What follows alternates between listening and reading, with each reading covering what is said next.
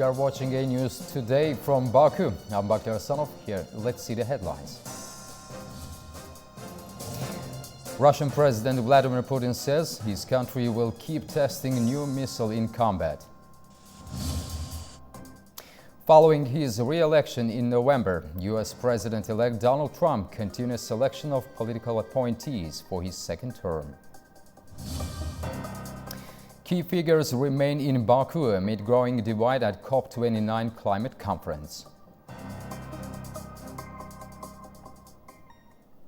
Russia plans to use its hypersonic missile again in combat. This comes after it fired one of these weapons into Ukraine on Thursday, hitting Dnipro.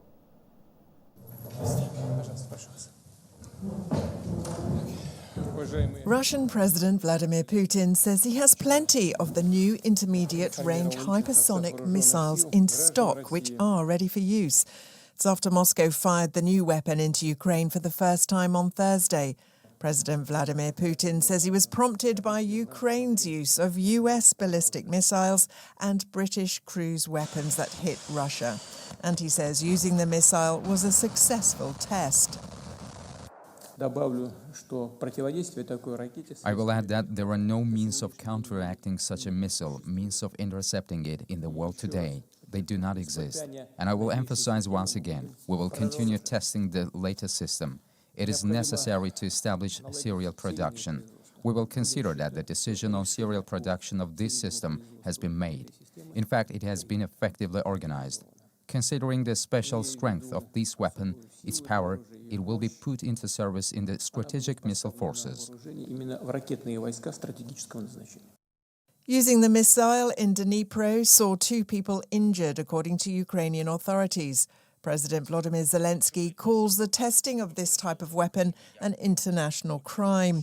It's despite the Oreshnik being fired with a conventional warhead and not with a nuclear one. The US says Moscow only has a handful of these ballistic nuclear-capable warheads. Following his re-election in November, U.S. President-elect Donald Trump has been selecting political appointees for his second term. His recent appointees include the U.S. Treasury and Labor Secretaries and the Director of the Office of Management and Budget, amongst others. A second term serving as Commander-in-Chief, US President-elect Donald Trump released statements on Friday of his latest appointees under his second term in office. Among them was Scott Bessent, taking the role of US Treasury Secretary. The 62-year-old is a prominent investor and has advocated for tax reform and deregulation. Trump also selected Russ Vought to be director of the U.S. Office of Management and Budget, a position that will assist the president's policy priorities and how to finance them.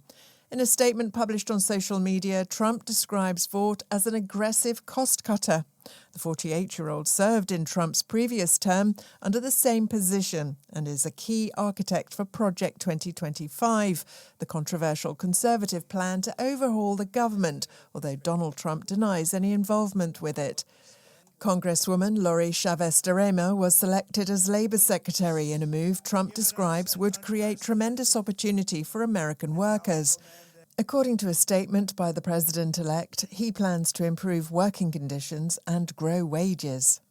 The 56-year-old, who was elected to Congress in 2022, lost her seat to Democrat Janelle Bynum earlier this month. As Housing and Urban Development Secretary, Donald Trump's top pick is NFL veteran Scott Turner. Turner served under Trump's first term as the first executive director of the White House Opportunity and Revitalization Council. The 52-year-old is the founder and CEO of his family's foundation, Community Engagement and Opportunity Council, working to revitalize communities across America through sports, mentorship and economic opportunity. Trump is set to be back in office at the White House in January. NATO Secretary General Mark Rutte will visit Ankara next week for high-level discussions with Turkish officials. Rutte's visit on Monday will include meetings with President Recep Tayyip Erdogan, Foreign Minister Hakan Fidan and Defense Minister Yaşar Güler. This agenda will also feature interactions with representatives of Turkey's defense industry and a tour of the Turkish aerospace industry's facilities. This will be Rutte's first official visit to Ankara since assuming the position of NATO Secretary General. Azerbaijan is set to expand its natural gas exports by December. A total of 12 countries will receive gas from Baku. Azerbaijani Minister Perviz Shahbazov announced the plan during the first Istanbul Energy Forum. Global leaders gathered there to address challenges in sustainable energy. The minister also highlighted Azerbaijan's commitment to tackling rising energy demand, climate change and energy security via regional and international cooperation. Currently, Azerbaijan supplies oil to 30 countries. It also aims to export 1.2 billion cubic meters of gas annually by 2027, supported by green energy projects, generating 2 gigawatts of power. Minister Perviz Shahbazov also discussed plans for green energy corridors connecting Azerbaijan with Turkey, Europe and the Caspian Black Sea region. We bring you an exclusive update from COP29 in Baku, where negotiations are in an extremely difficult state. Key figures including German Foreign Minister Annalena Baerbock and EU Commissioner Wopke Hoekstra remain in Baku, joined by around 10 EU delegation heads. Saudi Arabia's Minister of Energy has also returned to the summit. The gap between the global north and global south is widening. Developing nations, especially small island developing states and the African bloc, feel betrayed by the developed countries. They have firmly rejected any NCQG figure below $600 billion. Tensions are rising further as Saudi Arabia, Russia, China and India oppose the Western bloc's focus on mitigation. They see it as a direct attack on the oil and gas industry. The Western Bloc recently revealed a minimal NCQG figure at $250 billion, with a maximum offer of $300 billion. Sources tell us that this proposal has been widely criticized as too little, too late. Developing nations are united in their frustration, calling the Western Bloc's actions unreasonable and harmful to reaching an agreement. All of this clearly reflects the growing geopolitical fragmentation in the world. Today is crucial. If no agreement is reached, the delegates may start leaving. At least 60 delegates are needed for a plenary session. Azerbaijan, as the host country, cannot keep the COP29 venue open indefinitely due to UN regulations. Meanwhile, we have obtained an exclusive photo from the closed-door discussions of EU delegates at COP29. Whether or not a final text is agreed, a plenary session is agreed this afternoon around 3 p.m. local time. We will bring you updates as the situation unfolds. And now our guys Sean and Orkan Amashov at the venue will update us on the latest developments on COP29 negotiations and share what's been discussed behind the scenes at the conference. Good afternoon, Guy and Orkan. What's the buzz on the ground? Bakhtir, welcome back to where the drama continues here at COP29. In the last few minutes, we have heard that negotiations here at COP29 appear to be teetering on the brink of collapse. Developing nations, particularly small island developing states and African countries, have all expressed deep frustration, accusing developed countries of failing to honour their financial commitments. They have categorically stated that they will reject any new collective quantified goal figure below $600 billion US. Orkan, quite a dramatic turn of events in the last few minutes. Indeed, yeah. As the clock ticks down, the fate of COP29 remains very, very uncertain, with the possibility of collapse of the negotiations weighing heavily upon the minds of the delegates here. They say we need to reach a decision now. We understand that COP29 cannot continue indefinitely. We also are acutely conscious of the fact that we need a quorum for that plenary session. The plenary session should have started at 10 o'clock. We know that was the early information that we received. And then second information was that it should start at 2 o'clock. And now actually we know that it will start a bit later, if it starts ever. So a quorum of 60 delegates is absolutely necessary for that plenary session to kick off. divides between the global north and the global south cannot be breached at this juncture. 250 billion package is not good enough, and it's not just about the money there. There are some other conditions proposed by Western countries which are not acceptable to their developing countries as we understand it, because clearly the Western countries are demanding stronger NDCs, more ambitious language on transitioning away from fossil fuels without showing any inclination towards increasing that sum which is required for the purpose of NCQG.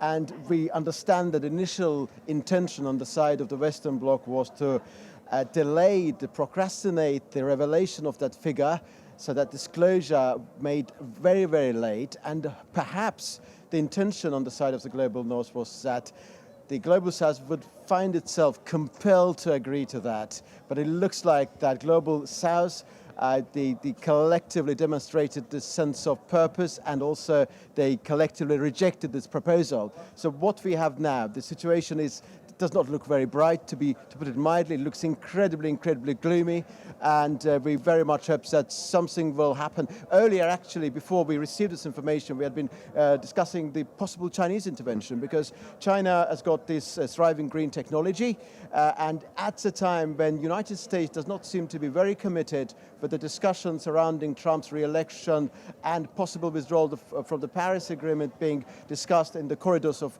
power here at COP29, there was a speculation about China intervening and actually encouraging other developing countries to cut their emissions by the use of Chinese technology. And there was some expectation that China would do something. But on the basis of the information we received now, the picture is gloomy, but still the hope in the air, the unwavering sense of hope is still in the air, and we very much hope that something tangible will happen later. But the reality is that currently negotiations are on the brink of collapse.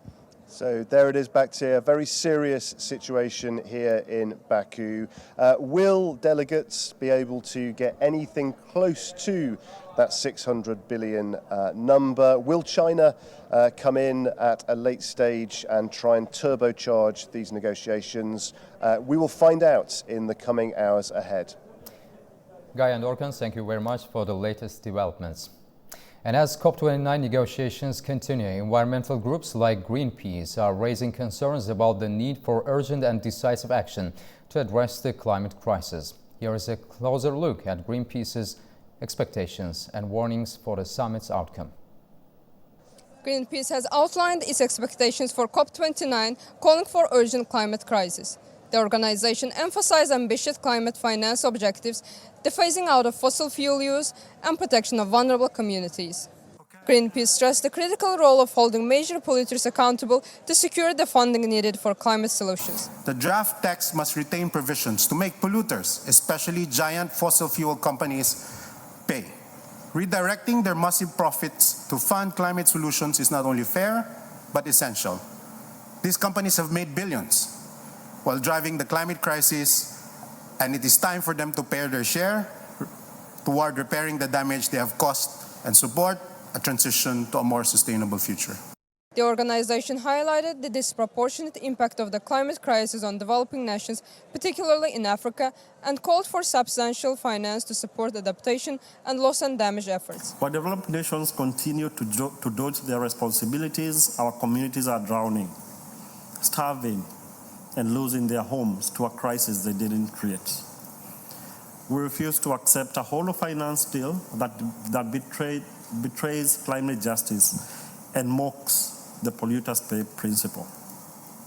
To my African colleagues, this is our moment to stand united. No deal is better than a deal that condemns our continent to further climate devastation. The United Nations World Food Programme says $16.9 billion will be needed for 2025 to provide food aid to millions facing hunger worldwide. It warns that conflicts, climate disasters, and economic crises are worsening the situation every year. The World Food Programme's new report says 343 million people in 74 countries are experiencing severe food insecurity. a 10% increase from last year. Funding shortages in 2024 have already forced cuts to vital aid programs, leaving some of the most vulnerable without assistance. The program claims that $16.9 billion will be needed in 2025 to assist 123 million people in desperate need. Executive Director Cindy McCain is urging the international community to step up, saying that rising humanitarian needs demand stronger financial and diplomatic action. The world's oceans are under immense pressure, with rising temperatures and human activity disrupting marine ecosystems. Experts are calling for urgent action to protect marine life and preserve the health of our oceans. Here is more on this story.